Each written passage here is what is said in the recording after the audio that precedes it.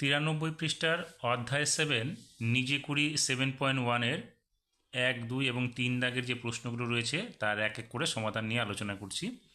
এখানে 1 নম্বরে বলেছে হাতে কলমে বর্গাকার সাদা কাগজে ছবি এঁকে 0.4 গুণ 0.7 ও 0.2 গুণ 0.8 এর মান খুঁজি। এবং 2 নম্বরটাতে বলেছে একটি বর্গক্ষেত্রের একটি বাহুর দৈর্ঘ্য 5.2 সেমি, ওই বর্গক্ষেত্রের পরিসীমা ও ক্ষেত্রফল হিসাব করি। আর নিচে 3 দাগে রয়েছে 1 থেকে 5 পর্যন্ত যে গুণগুলো দশমিকের, সেগুলো আমাদের সমাধান করতে হবে। তাহলে এই প্রত্যেকটা অঙ্ককে আমি খাতায় তুলে নিয়েছি এবং এক এক করে আলোচনা করছি।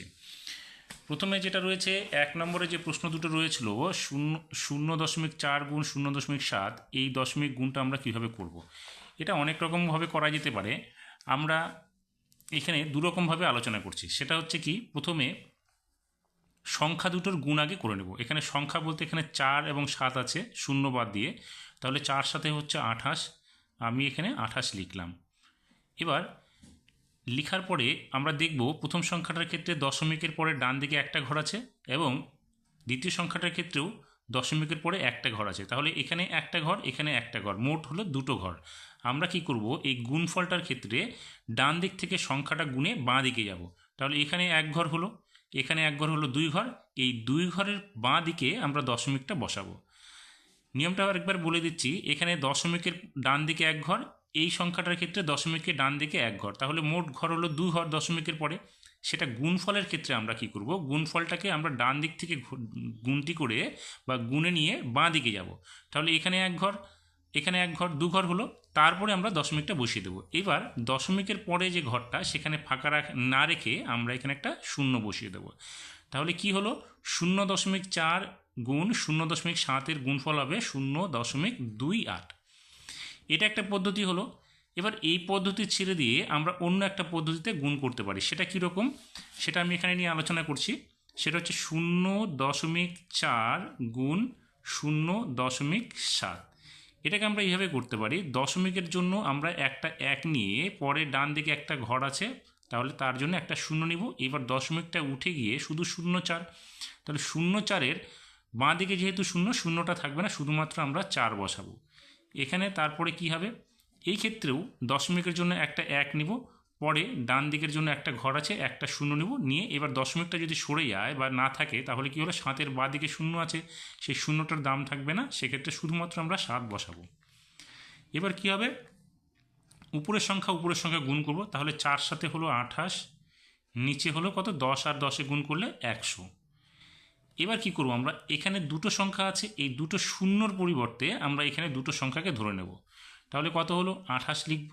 এইবার এই 1 থাকলো, এই 1-এর জন্য আমরা বাঁ দিকে একটা দশমিক বসাবো, আর এখানে ফাঁকা ঘরে আমরা একটা শূন্য বসিয়ে দেবো।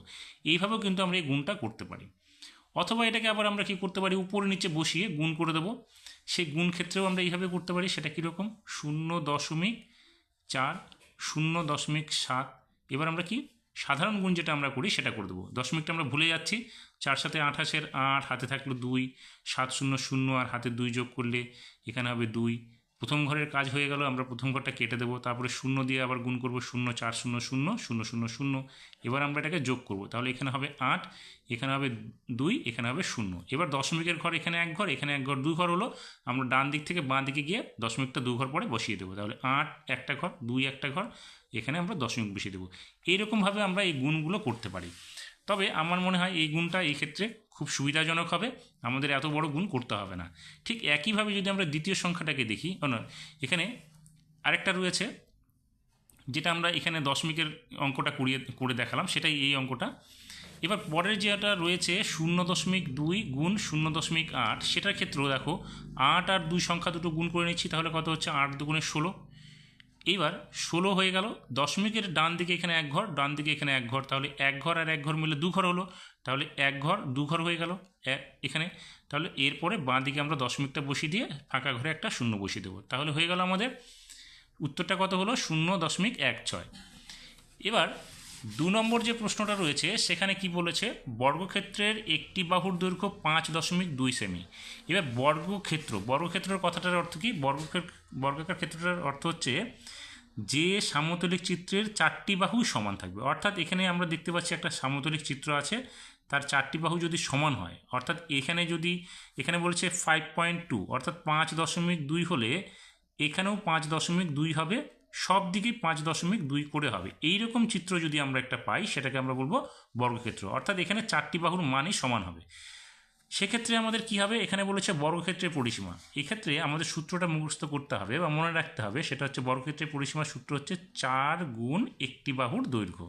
তাহলে এখানে লিখব একটি বাহুর দৈর্ঘ্য।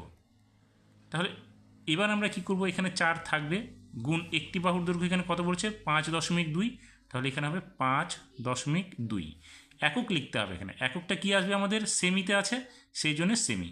এবার পরিসীমার ব্যাপারটা কি, পরিসীমার ব্যাপারটা হচ্ছে আমরা বাইরের দিক থেকে, এখান থেকে ধরো আমি হাঁটা শুরু করলাম, হেঁটে আমি এই ধার বরাবর কত দূরত্ব গেলাম সেটাই হচ্ছে তার পরিসীমা।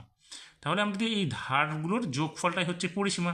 তাহলে ধারগুলোর যোগফল দেখো 4টে 5.2, তার যোগফল করার চাইতে 4 দিয়ে একেবারে 5.2কে গুণ করা, সেটাই হচ্ছে তার পরিসীমাটা বেরিয়ে যাবে। সেক্ষেত্রে আমরা লিখব 4 গুণ একটি বাহুর দৈর্ঘ্য।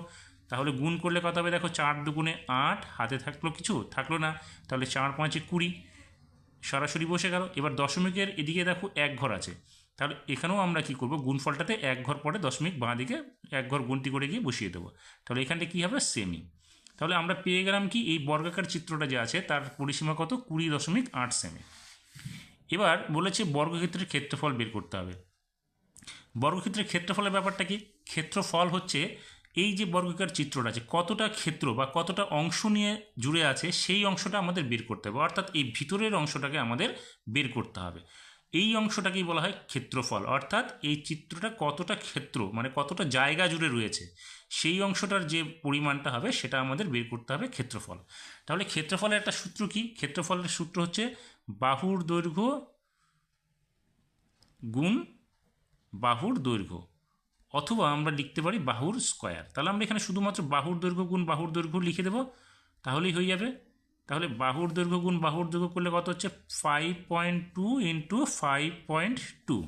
এবার এখানে একটা একক লিখতে হবে, সেটা কি আসবে, সেটা হচ্ছে বর্গক্ষেত্রের ক্ষেত্রফলের ক্ষেত্রে বর্গ কথাটা আসবে, বর্গ সেমি হবে, সেমিটা হচ্ছে একক। এবার 5.2 এর সঙ্গে 5.2 গুণ করলে কত হবে দেখো, 5.2 গুণ 5.2, গুণ করলে কী হচ্ছে, 2 দুগুণে 4, হাতে কিছু থাকলো না, 5 দুগুণে 10, আমরা এখানে 10 লিখব। প্রথম ঘরের কাজ হয়ে গেল। এবার দ্বিতীয় ঘর দিয়ে গুণ করবো, 5 দুগুণে 10 0, হাতে থাকলো 1, 5 5 25 আর একে 26। তাহলে কত হচ্ছে, এখানে 4, এখানে 0, এখানে 7, এখানে 2। এবার দশমিক দেখো ডান দিকের ঘরে, এখানে এক ঘর, এখানে এক ঘর, 2 ঘর, তাহলে 1 2, এখানে 2 ঘর বসে গেল, অর্থাৎ 27.04।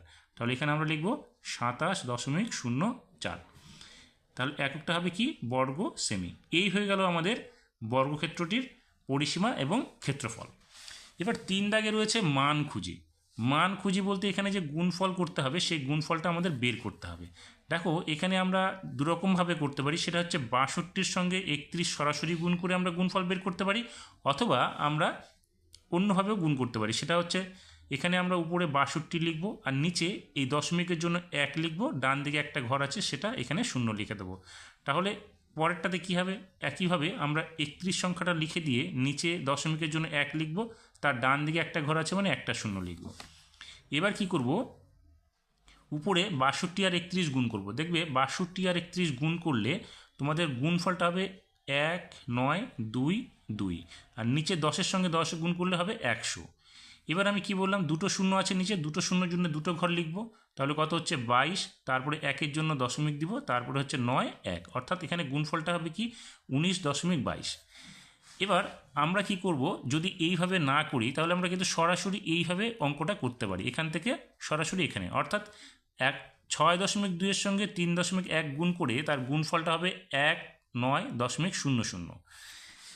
পরের অঙ্কটা ঠিক একইভাবে যদি করি তাহলে এখানে কত হবে, 11 3 উপরে, নিচে দশমিকের জন্য একটা 1 পাবো, ডান দিকের ঘরের জন্য একটা 0, পরের ঘরটাতে ক্ষেত্রে 2 5 লিখে দেবো, দশমিকের জন্য 1 লিখব, পরে ডান দিকের একটা ঘরের জন্য একটা 0। এইবার আমরা কি করব, উপরের দুটো সংখ্যা গুণ করব, উপরের দুটো সংখ্যা গুণ করলে হবে 28 25, তোমরা একটু গুণ করে দেখবে 28 25, আর নিচে 10-এর সঙ্গে 10 গুণ করলে হবে 100, তাহলে আমরা এখানে 100 লিখে দেবো। এবার এই দুটো শূন্যর জন্য আমরা উপরে দুটো ঘর আগে লিখব, 2 এ 5 25। এবার 1 আছে, 1-এর জন্য আমরা এখানে দশমিক বসাবো, তারপরে 8, তারপরে 2 হয়ে গেল। এবার 3 নম্বরটা ঠিক একইভাবে যদি আমরা করি তাহলে এখানে দশমিকের জন্য 1, দুটো ঘর ডান দিকে আছে, তাহলে দুটো শূন্য পাবো, দশমিক উঠে গিয়ে সংখ্যাটা হবে 11 25। এখানে কি হবে, 73 উপরে নিচে আসবে দশমিকের জন্য 1, তার ডান দিকের ঘরে একটা আছে, এখানে একটা শূন্য। এবার আমরা 11 25-এর সঙ্গে 73 যদি গুণ করি তাহলে পাবো কত, 82 125। তাহলে অর্থাৎ 8 2 1 2 5, তোমরা গুণ করে দেখবে এটাই বের হবে। এবার 100-র সঙ্গে আমরা যদি 10 গুণ করি, এখানে দুটো শূন্য, এখানে একটা শূন্য, তাহলে 3টে শূন্য হবে আর 1 একে 1 হবে। এবার আমাদের দশমিকের সংখ্যাটা কিভাবে মিলাবো, দেখো এখানে দশমিকের পরে 1 ঘর, এখানে দশমিকের পরে 2 ঘর, অর্থাৎ 3 ঘর।